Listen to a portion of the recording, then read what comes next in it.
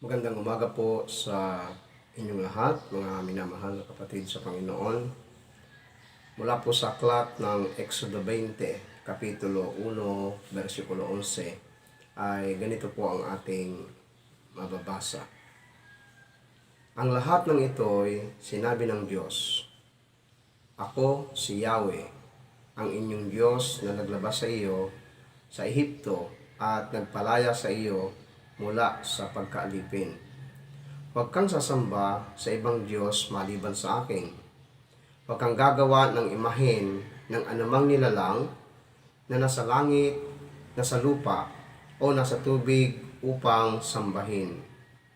Huwag mo silang yuyukuran ni sasambahin, sapagkat akong si Yahweh na iyong Diyos ay mapanibughuing Diyos.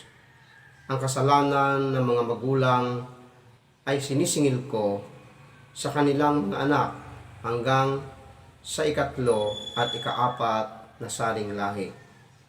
Ngunit ipinadadama ko ang aking pag-ibig sa libu-libong salinlahi na mga umiibig sa akin at tumutupad sa aking mga kautusan. Huwag mong gagamitin sa walang kabuluhan ang pangalan ni Yahweh na iyong Diyos. Tiyak na parurusahan ko ang sinumang gumamit nito ng walang kabuluhan. Lagi mong tandaan at ilaan para sa akin ang araw ng pamamahinga.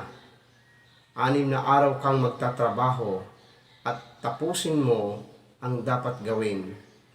Subalit ang ikapitong araw ay para kay Yahweh na iyong Diyos. Ito ay araw ng pamamahinga. Sa araw na ito'y huwag magtatrabaho ang sino man sa inyo, kayo, ang inyong mga anak, mga aliping lalaki o babae, ang inyong mga alagang hayop, ni ang mga dayuhang nakikipamayan sa inyo. Verse 11, 6 na araw kong nilikha ang lahat, ang langit, ang lupa, ang mga dagat, at ang lahat ng nasa mga ito. Ngunit namahinga ako sa ikapitong araw, kaya ito'y aking pinagpala at inilaan para sa akin. Bago ang lahat, tayo po muna ay manalangin. Aming Diyos, aming Ama, sa umaga pong ito, kami po ay nagpapasalamat sa iyo na muli kaming makapag-aaral ng iyong mga salita bilang bahagi ng aming pagsamba. Salamat po sa mga pagkakataong tulad nito na kami ay nakagaganap ng mga pagsamba gaya ng inaasahan mo sa bawat isa at ipinag-uutos. Salamat po sa tagumpay dulot ng banal na Espiritu. Pinupuri ka namin sa pangalan ni Jesus, naming Panginoon at Tagapagligtas. Amen. Amen. Mga kapatid, ang pagsamba po sa Panginoon ay napakahalaga. Iniuutos po ito ng Diyos sa kanyang bayan, sa kanyang mga tao. Ang aklat po ng Exodus ay isinulat ng lingkod at propeta ng Diyos na si Moses. Sinulat niya ito para sa mga chosen people na una ay ang mga Israelita. Ang kahulugan po ng word na Exodus ay exit or departure. At dahil dito, masasabi na ang isa sa mahalagang aklat na ito ay ang Kapitulo 20, kung saan dito nasasaad ang orihinal na 10 utos ng Diyos. At sa atin na mga pinili ng Diyos mga chosen people sa huling kapanahunan, ang bahagi pong ito ay napakahalaga. Mabuting alalahanin natin at balikan ang mga bahaging ito dahil ito ay para sa mga pinili ng Diyos. Bakit nga ba ito ibinigay ng Diyos sa lahat ng kanyang pinili? Ang 10 utos ay ibinigay ng Diyos sa atin upang magsilbing kompas, to give us direction, upang magsilbing thermometer, to measure our devotion, at upang magsilbing mirror to see the reality. Dito po sa ating talata, isa sa sinasabi po sa banal na kasulatan sa Exodus ay huwag kang sasamba sa ibang mga Diyos.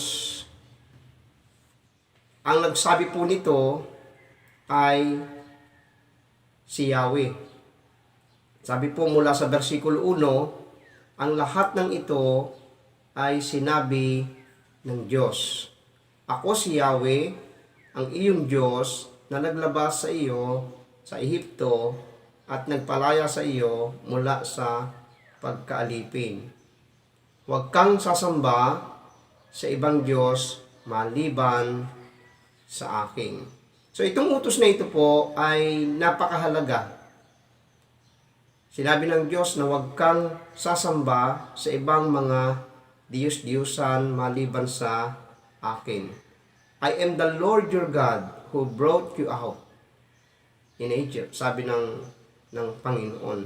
Noong pong panahong yon, sa lumang tipan, usong-uso na po ang kompetisyon ng mga Diyos-Diyusan.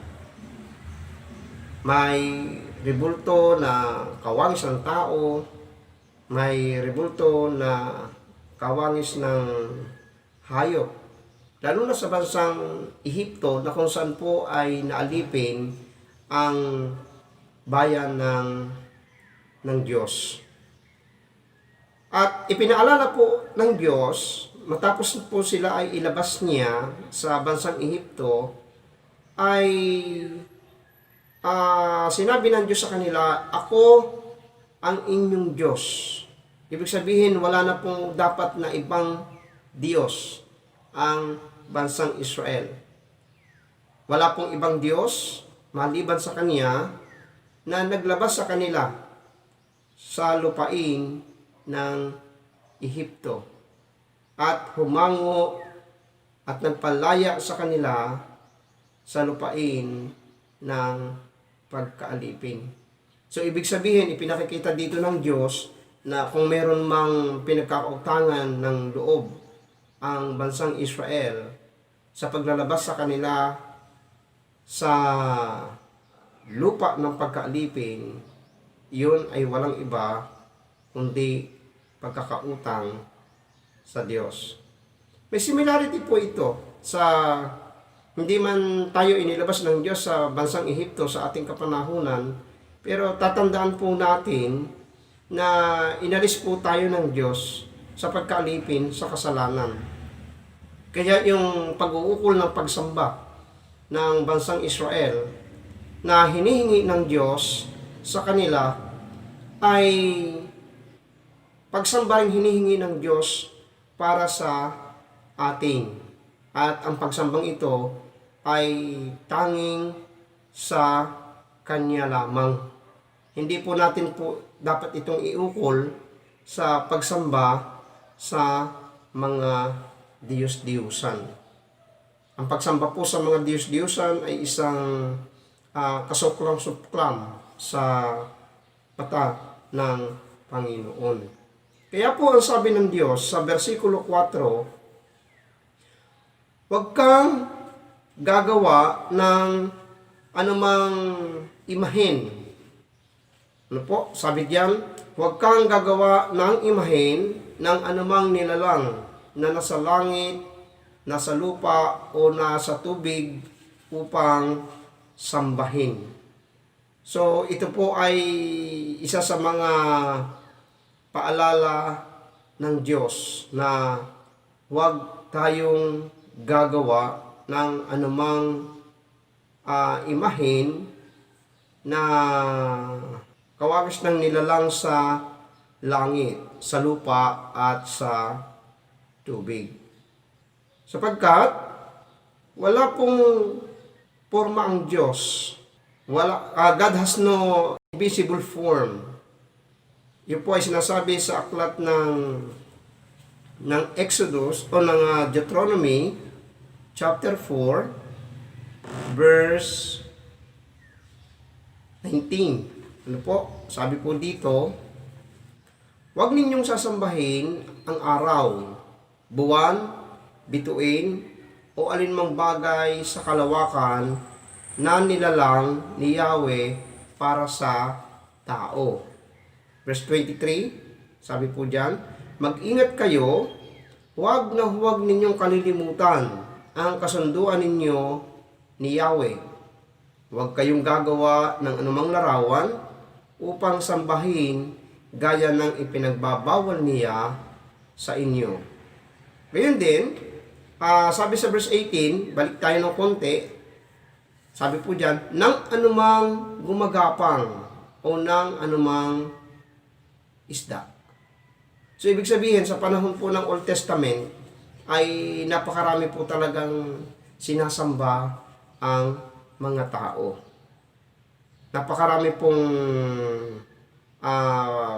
tinatawagan ang mga tao. Pero, ang Diyos po ay walang visible form. Wala po siyang makikitang kaanyuan. Ang Diyos po ay Espiritu.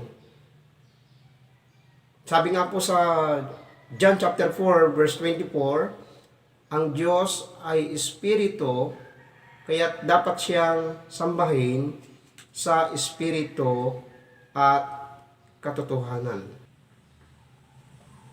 So, kaya po ang pagsamba sa Panginoon ay sa Espiritu. Ibig sabihin po ay walang anumang bagay na nakikita na ipaparis para sa Kanya. Ito po ay inuutos ng Panginoon sa atin. At ipinapaalala sa atin na ang Diyos po ay Espiritu, at kung ating sasambahin ang Diyos na ito, dapat po siya sambahin sa Espiritu at katotohanan.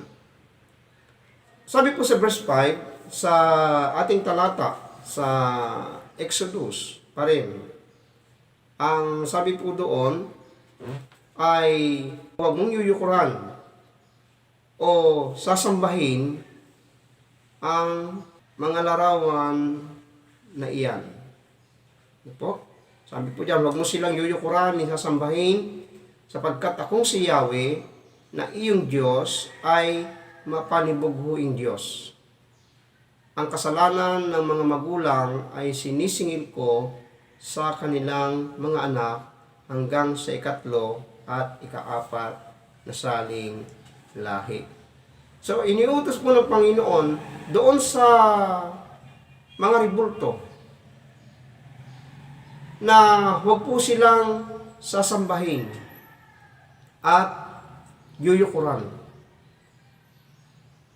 Ang sabi po ng iba na mga nagtitiwala sa mga imahen o ribulto, hindi raw po naman nila sinasamba. Yun lagi ang pangatuwiran ng iba. Hindi po nila sinasamba ang mga ribulto, kundi ito po ay parang larawan lamang ng kanilang mga magulang na nawala o namatay. Pero ang pagsamba pong sinasabi ng Diyos ay tila malayo sa kanilang kapahayagan, sapagkat sa pamamagitan po ng kanilang aksyon na pagyukod, ay nagpapakita po ito na hindi malinaw sa kanila ang ibig sabihin ng pagsamba. Pero nililinaw po ito sa atin ng salita ng Diyos. Ang sabi po ng Panginoon sa versikulo 5 ng kapitulo 20 ng Exodus, huwag mo silang yuyukuran. Yung pagyukod pa lang po ay isang anyo na ng pagsamba. Huwag nyo silang yuyukuran, sasambahin sapagkat akong si Yahweh na inyong Diyos ay mapanibughuin. Ang Diyos po natin ay Diyos ng pag-ibig. Ngunit siya po ay Diyos na mapanibughuin. Pag sinabi pong mapanibughuin, talagang siloso. Yun po ang ibig sabihin. Alam naman natin, jealousy is part of vocabulary of love. Sabi nga may mga pagsiselos na bahagi ng pagmamahal. Para din pong isang asawa sa kanyang asawa o kasintahan sa kanyang kasintahan.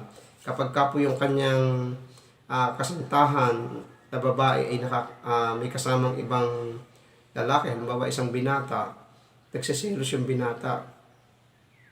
At ang pagsiselos niya ay hindi nangangahulugang bunsod ng kanyang galit o pag-ayaw doon sa babae. Kundi ang kanyang pagsiselos ay bunga ng kanyang labis na pagmamahal na ang gusto ng binata siya lang yung pag-uukulan ng pagmamahal o iba yung pagmamahal. Ganon din ang mga babae. Kapag nakikita nila ang kanilang mga boyfriend o mga asawang lalaki na may kasamang iba, lalo tigit kung nagkaroon ng kaunting aksyon na hindi inaasahan bilang magkaibigan, nagsiselos po ang mga babae. Hindi po dahil sa nagagalit sila doon sa mga asawa o boyfriend nila ng mga lalaki, kundi bahagi po ng pagmamahal na gusto yung sila lamang yung pag-ukulan ang pinakamataas na mamahal at pansin. So, ang pagmamahal, ang pagkaselos po, ang pagiging siloso o silosa ay isa sa mga larawan ng pagmamahal. At ang Diyos po ay isang mapagmahal na Diyos.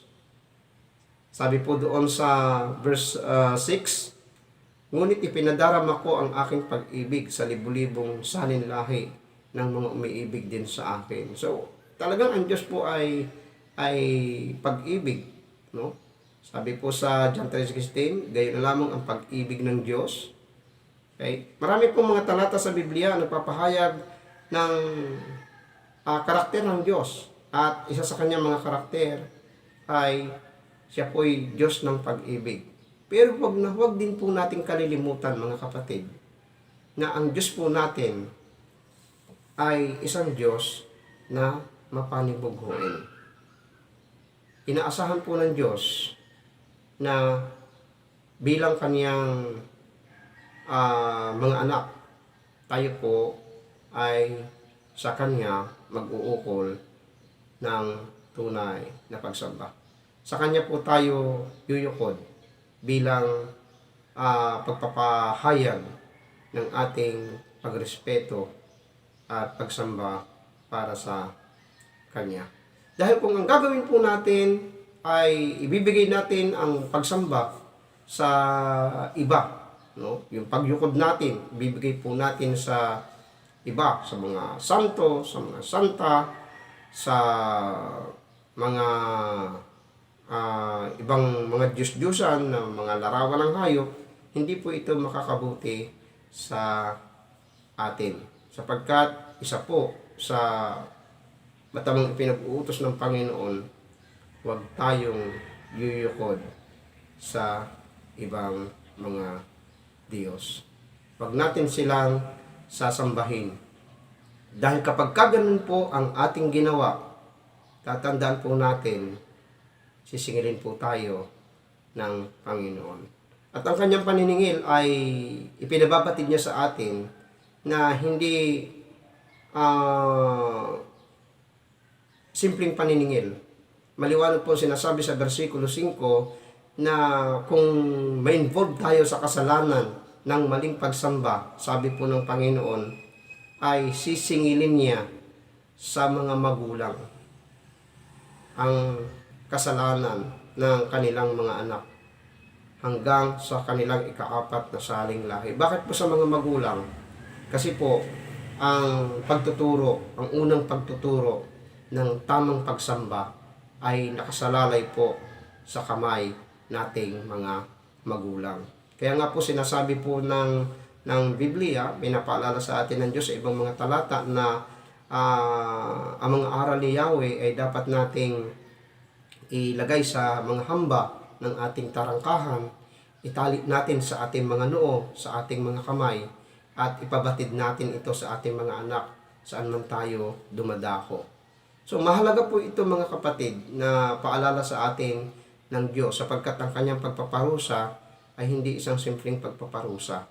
Kung paano man niya ito gagawin, hindi na yun ang mahalaga nating alamin. Ang kailangan lang nating malaman ay darating at darating ang time na kung tayo ay ma-involve sa maling pagsamba, tayo po bilang mga magulang ay sisingilin ng Panginoon hanggang sa ating mga anak, hanggang sa ating mga kaapo-apuhan.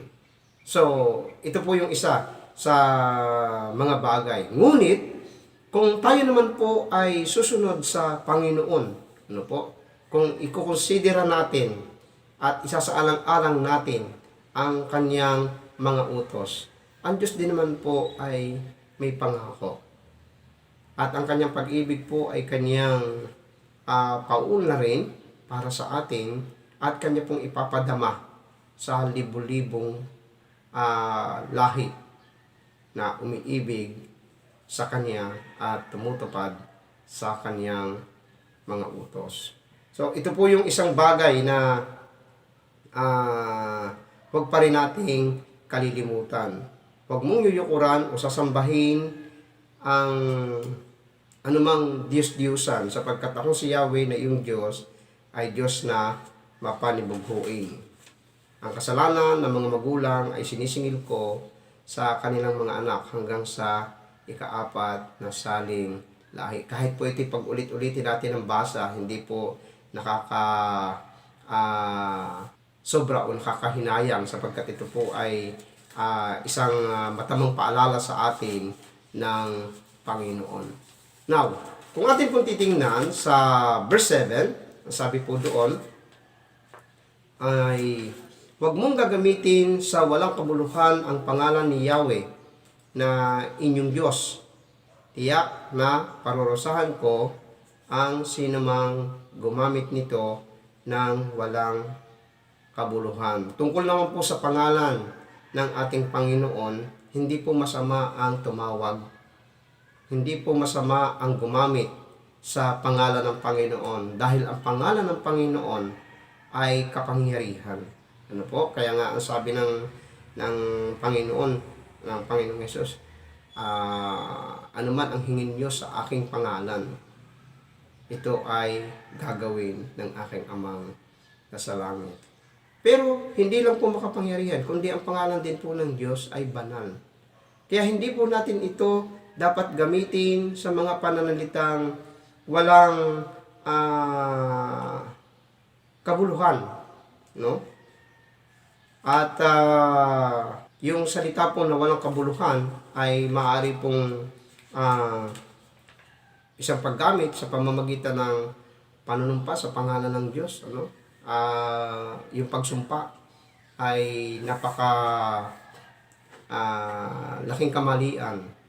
Meron pong mga nanunumpa sa pangalan ng Diyos. Pero kung titingnan po natin sa aklat ng Leviticus, no?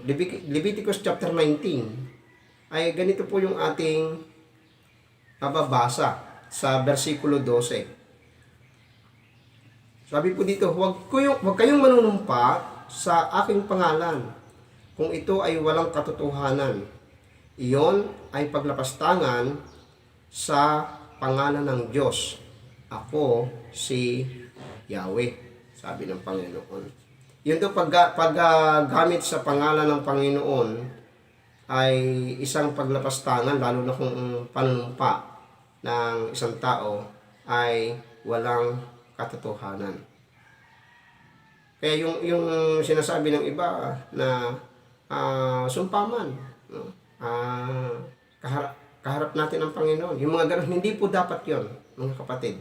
Dahil hindi po natin alam ang bukas. Tanging ang Diyos lang ang nakakaalam at sa ating panunumpa, hindi po natin dapat gamitin o isangkap ang pangalan ng Diyos, lalo na hindi natin tiyak ang ating sinasabi. Sapagkat parurusahan po ng Panginoon ang gumagamit ng kanyang pangalan sa larangan ng panunumpa. Isa pa, yung salitang Diyos ko naman ang taong iri. Yung mga kinasanayan natin ng mga pananalita, no? Meron pang bukod doon sa paghatol, Diyos ko naman yung taong iri. Ganun. Hindi po dapat na mabanggit natin ang salitang Diyos. Lalo na kung ito ay Diyos na patungkol sa ating Diyos na buhay. At matama tayong pinaalalahanan ng Panginoon sa bagay na ito. Naalala ko po yung isang palabas sa TV, yung kay Centino, kung inyong tatandaan, 2000 na yun, 2014 yata, 2015, ay meron pong isang palabas na bata na kung tawagin niya si Santino, kung tawagin niya si Jesus ay bro, kung tawagin niya ang Diyos ay bro. Matapos yung pelikula na yon, nagkauso-uso na yung pagtawag sa Diyos na bro. Ang bro ay hindi pangalan ng Diyos. Ang bro ay hindi katawagan na para sa Diyos. Ang bro ay abbreviation ng salitang brother. Ano po? So, igalang natin ang Panginoon. Kapag ka ang ating isip ay puno ng kaalaman sa katotohanan ng kanyang mga salita, ito mismo ang mag-iingat sa atin upang panatilihin natin ang kabanalan ng pangalan ng Diyos. At hindi dapat na sa ating pagkabigla kung minsan ay sabihin natin na Diyos ko po. Ganon na parang dumaan lang sa ating bibig pero wala namang kahulugan para natin siya tawagan. Sa mga bading minsan sinasabi nila Diyos ko day, mga ganon. So mahirap po kapag ganon po ang ating paggamit sa pangalan ng Panginoon. Kahit sa pamamanata ay pinagbabawalan tayo ng Panginoon. Sabi po sa Matthew chapter 5 verse 33 ay ganito. Matthew chapter 5 verse 33 and 37. Sabi po dito ng Panginoon, narinig din ninyong iniuutos ng Diyos sa inyong mga ninuno. Huwag kang susumpa ng walang katotohanan. Sa halip tuparin mo ang iyong sinumpaang panata sa Panginoon. Ngunit, sinasabi ko sa inyo, huwag na kayong manunumpa kapag kayo'y nangako. Huwag ninyong sabihing saksi ko ang langit, sapagkat ito'y trono ng Diyos. O kaya'y saksi ko ang lupa, sapagkat ito'y kanyang tuntungan. Huwag din ninyong sasabihing saksi ko ang Jerusalem, sapagkat ito'y lungsod ng dakilang hari.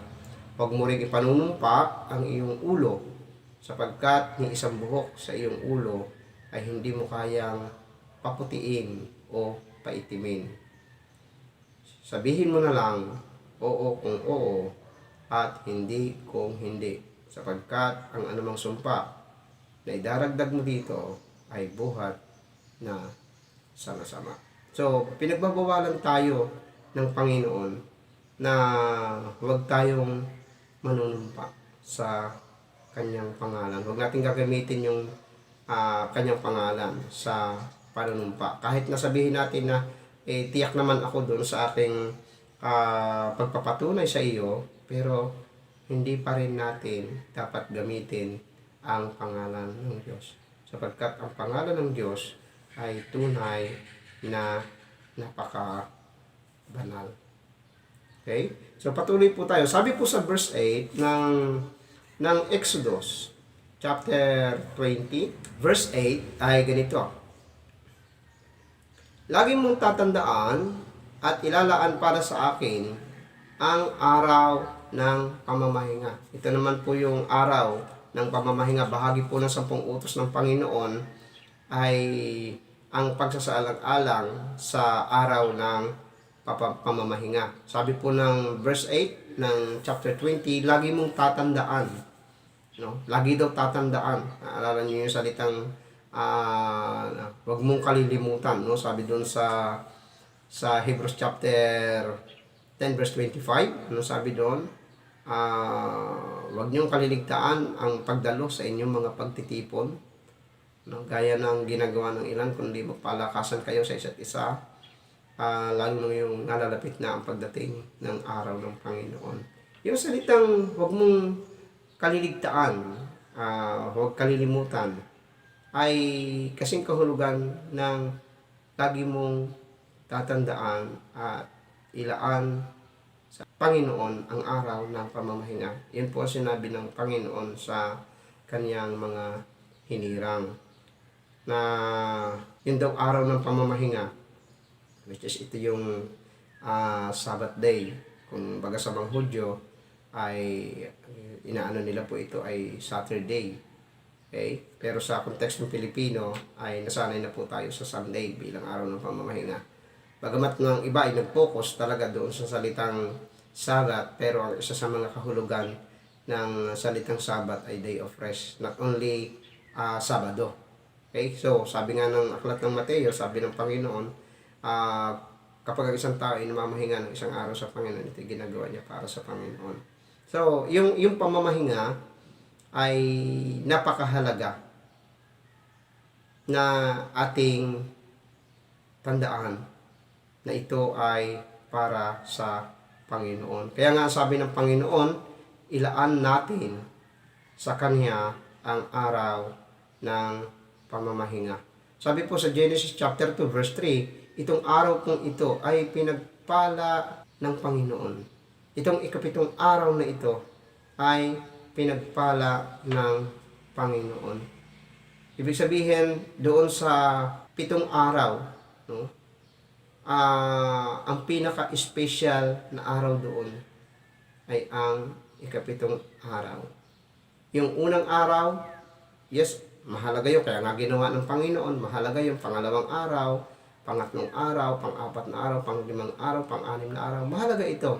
Kaya ito ginawa ng Panginoon. Pero ito ay ginawa niya para sa atin. Upang ang lahat ng ating ginagawa ay gawin natin para sa ating ikabubuhay, para sa mga bagay na ating ikaaliw, ano man mga bagay na nagawin natin sa 6 na araw na ito para sa ating ikagiginhawa, ibinigay ito ng Diyos para sa atin. Dahil gusto ng Diyos na maranasan natin ang isang maayos na buhay. Hindi niya ito pinagdadamot sa atin, pero yung ikapitong araw ay ipinapaalala sa atin ng Diyos na ito ay kanyang pinagpala at itinalaga niya para sa kanya. Ano po? Sabi po diyan, lagi mong tandaan at ilaan para sa akin ang araw ng pamamahinga. Natatandaan ko po sina Apostol Pablo doon po sa Acts chapter 16 verse 11 to 13. Ano po? As part of application of history, ay isinagawa pa rin ng mga alagad sa New Testament yung kahalagahan ng pagsunod sa utos ng Panginoon na ang araw ng pamamahinga ay para sa Kanya. Kaya po sabi po doon sa Acts chapter 16 verse 11 to 13 ay mula sa Troas, naglayag po si Apostol Pablo papuntang Samotracia at kinabukasan ay sa Neapolis. At marami pa pong lugar na pinuntahan ang mga apostol. At hanggang sa sila po ay napatigil sa isang lugar na nanatili sila doon. Sabi po sa aklat ng mga gawa, Kapitulo 16, ang mga apostol po ay nanatili sa isang lugar doon at inabot sila ng ilang araw. At yung ilang araw na yon na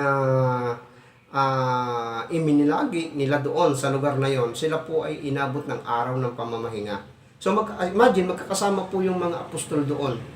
Pwede po silang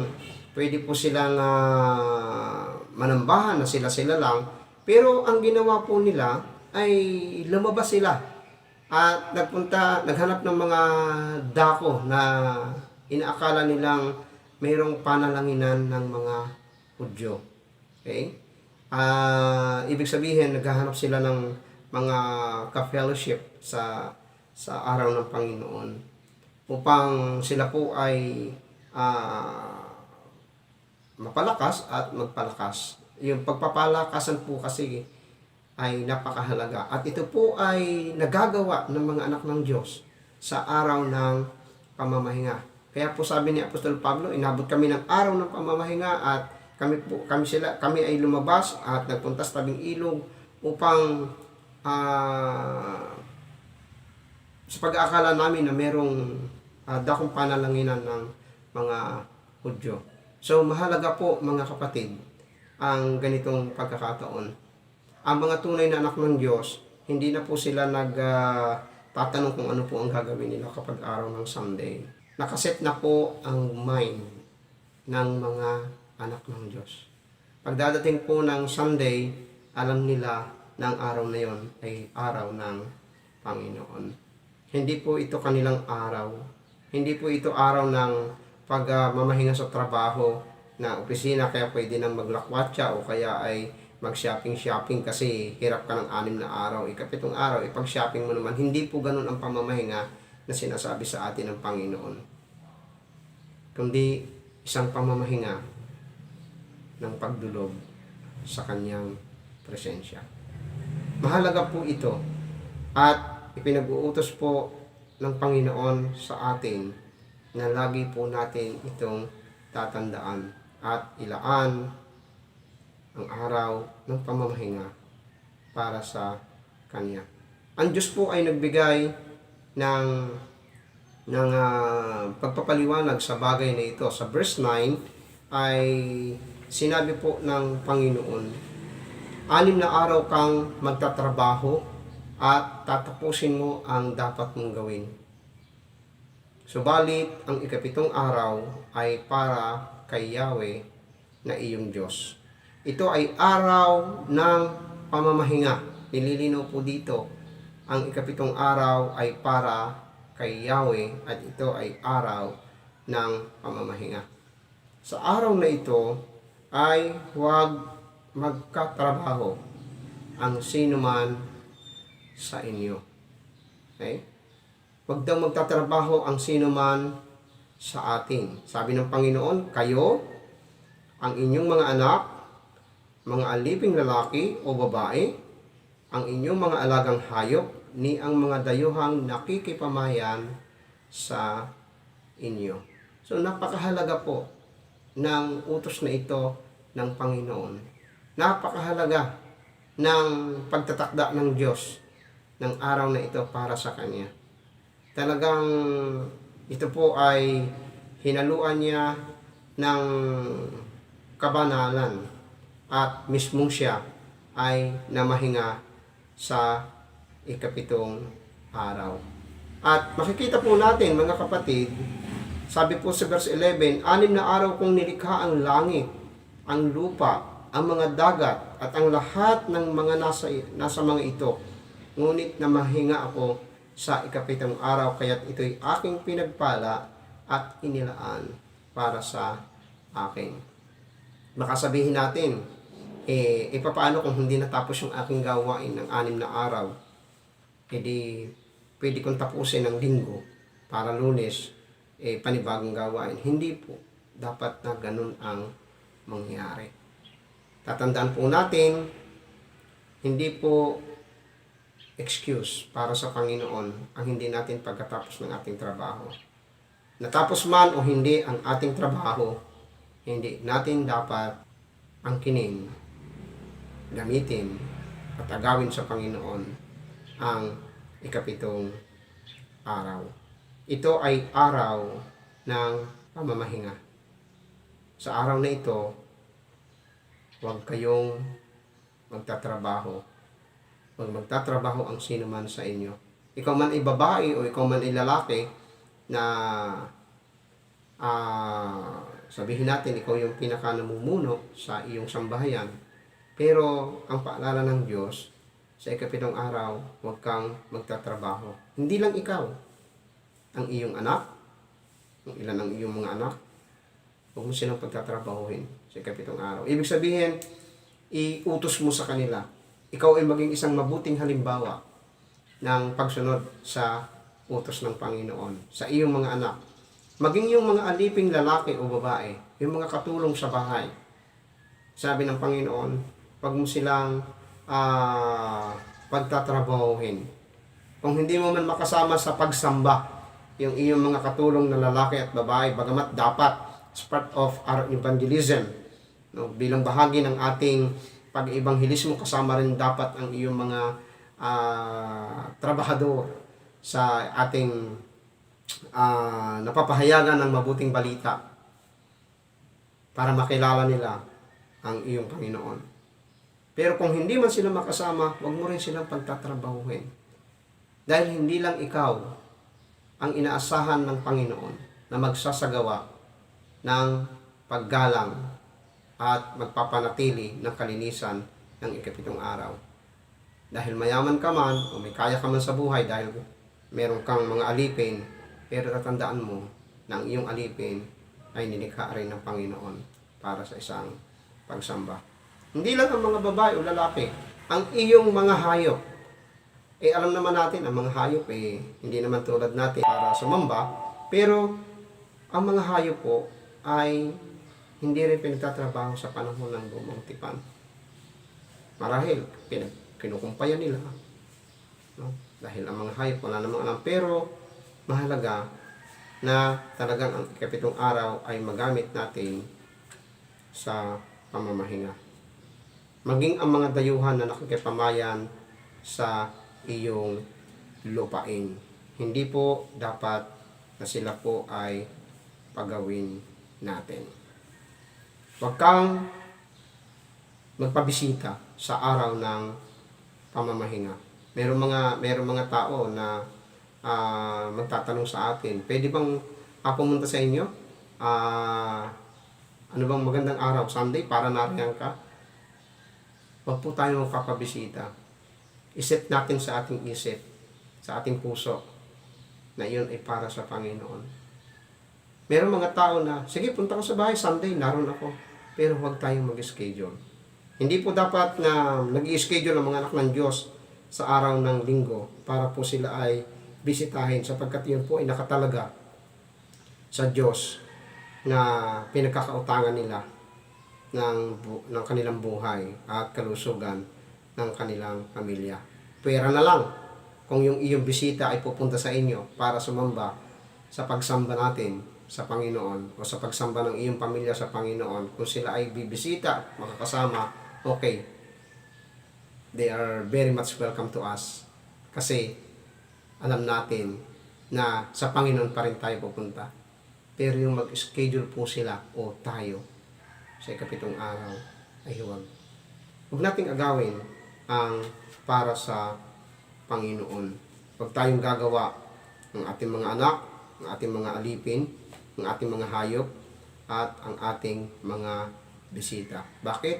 Dahil kahit ang Diyos ay hindi gumawa, siya'y namahinga sa ikapitong araw at kanya itong pinagpala at inilaan para sa kanya. Namahinga ang Diyos, di dahil siya'y nahihirapan. Kalimitan kapag sinabi yung pahinga, ang nasa isip po ng mga tao ay dahil nahihirapan. Hindi po, mga kapatid.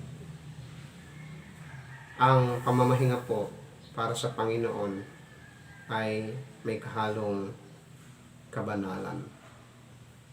Ang Diyos po ay namahinga dahil nais niya ng ikapitong araw ay mapanatiling banal. Namahinga ang Diyos hindi dahil siya nahihirapan.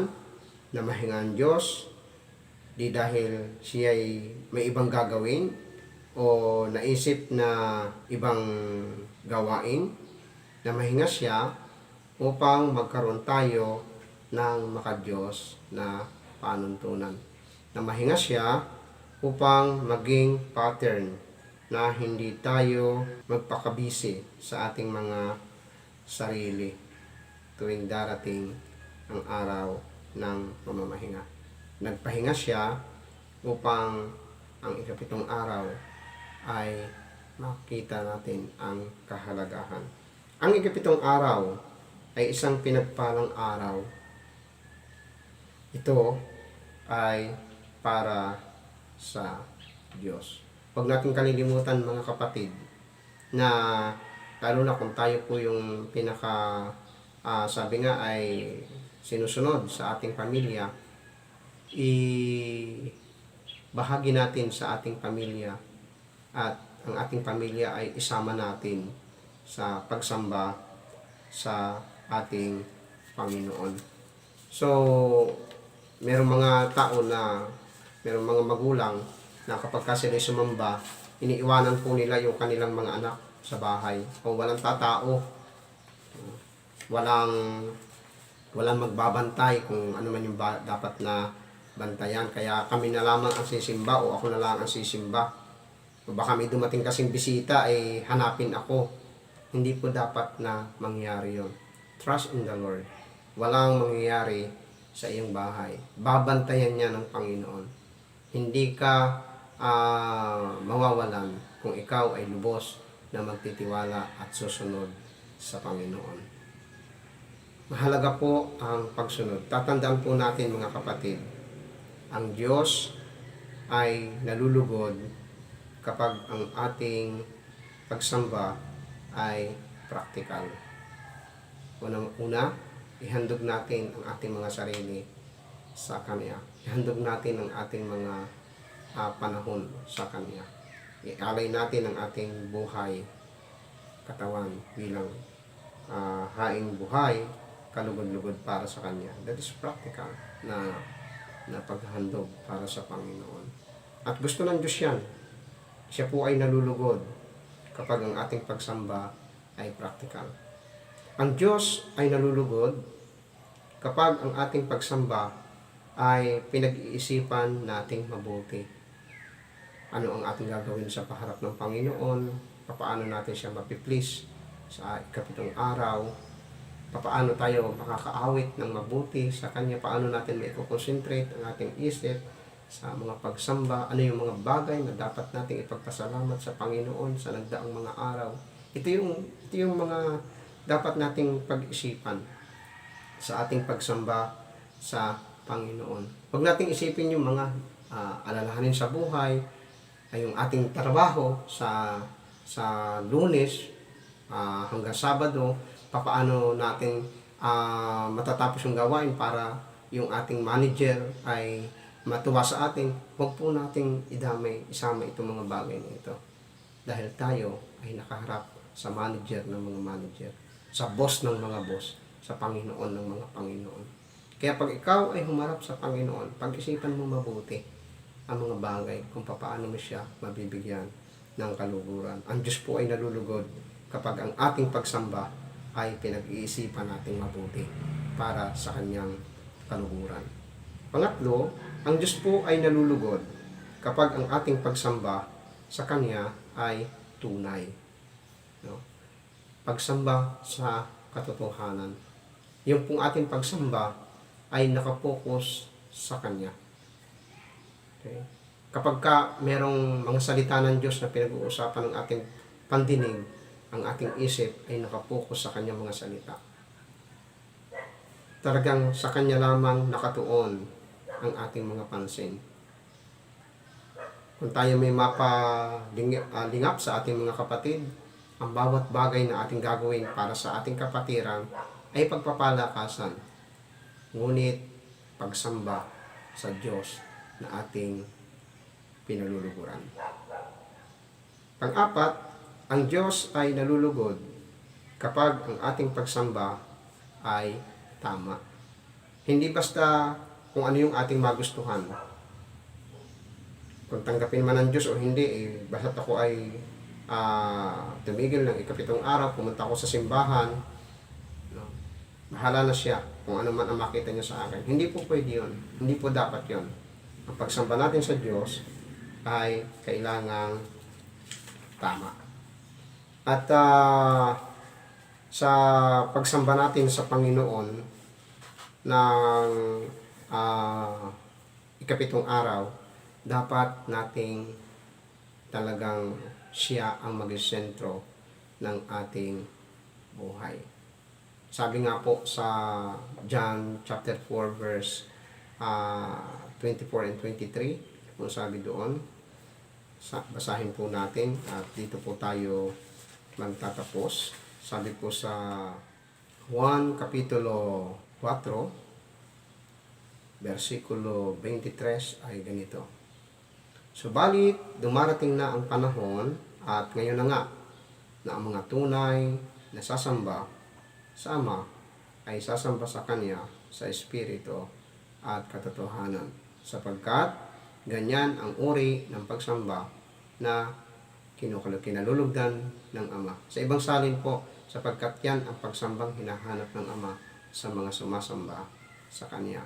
Verse 24, ang Diyos ay Espiritu, kaya't dapat siyang sambahin sa Espiritu at katotohanan. Mga kapatid, kung gusto po nating kalugdan ng Panginoon sa ating ginagawang pagsamba, sambahin natin ang Panginoon sa paraang praktikal, sa paraang pinag-iisipan, sa pagsamba sa paraang tunay at tama. Huwag nating sayangin ang ating mga pagsamba, sapagkat ito lamang ang tanging gawain na hindi magbabago magpakailanman. Kung tayo ay sumasamba dito sa lupa, ang pagsambang ito ay dala natin hanggang sa langit. Sinasabi po ito ng salita ng Diyos. Magbago man ang lahat ng bagay, ang ating pagsamba sa Panginoon ay gagawin din natin doon sa langit. Kaya dito pa lang sa lupa, gawin na natin ang mabuti, ang tunay, ang tama sa harapan ng Panginoon. At tatandaan natin, ang tamang pagsamba ay may kalakip na pagpapala sa Panginoon, sapagkat ito ay tanda ng ating pagsunod sa Kanya. Tayo po'y manalangin. Dakilang Diyos, aming Amang makapangyarihan sa lahat, sa umaga pong ito, Panginoon, kami po ay nagpapasalamat sa iyong pagpapaalala sa amin ng kahalagahan ng pagsamba. Lord, sa oras na ito ay patuloy na kami po ay nagtitiwala na sa tulong ng iyong banal na Espiritu, hindi lamang po kami ang matututo ng tamang pagsamba, maging ang aming mga anak, maging ang aming mga kasama sa bahay, o kung meron man kaming mga katulong, ay kasama din sila. Isa ito sa mga bagay na ipinapaalala mo sa amin, mga bagay na itinuturo mo sa amin upang kami po ay iyong kaluguran. Itulot mo po, Panginoon, na kung meron man kaming mga tao sa aming nasakupan, lalo na sa aming pamilya na wala pa sa iyo, sila po ay maturuan namin ng tama ayon sa iyong pinag-uutos sa amin, na ang ikapitong araw ay mapanatili naming banal sa iyong harapan. Tulungan niyo po kami, Panginoon. Alam po namin na sa pamamagitan ng iyong kapangyarihan at ng iyong kahabagan ay marami ang matutulungan namin at matuturuan ng tamang pagsamba. Pero higit sa lahat, ang amin pong mga sarili ang pangunahin namin na dapat maturuan ng tamang pagsamba. Salamat po. Pinupuri ka namin at dakila. Sinasamba ka namin at pinasalamatan sapagkat ikaw ay karapat dapat tumanggap nito mula sa amin na iyong mga hinirang. Pinupuri ka namin sa pangalan ni Jesus. Amen. Magandang umaga po sa inyong lahat. Ito po ang inyong pastor, si Pastor Vic Reyes, na laging nagsasabi, mahal ka ng Diyos. Purihin po ang Panginoon. Amen.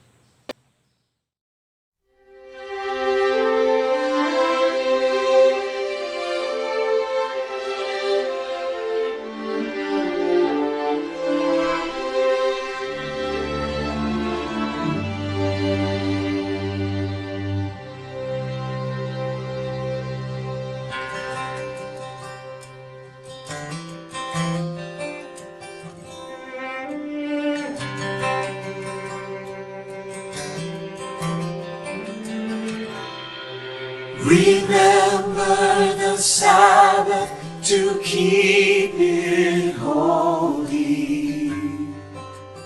Honor the day that our Lord commands us to cease our toiling, and we obey, that we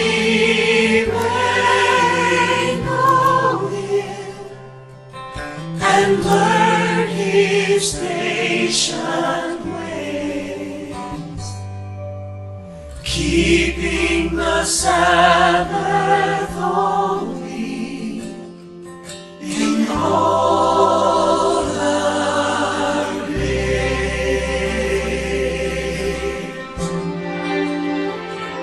So enter His temple with high thanksgiving, worship the Lord, and fill up this house with your voices ringing.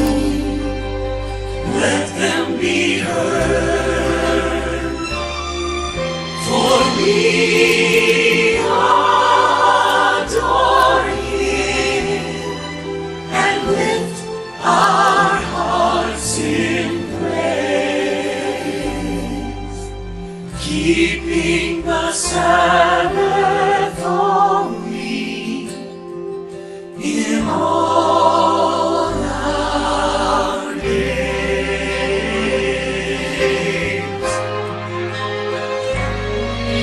Remember the Sabbath to keep it holy. Honor the day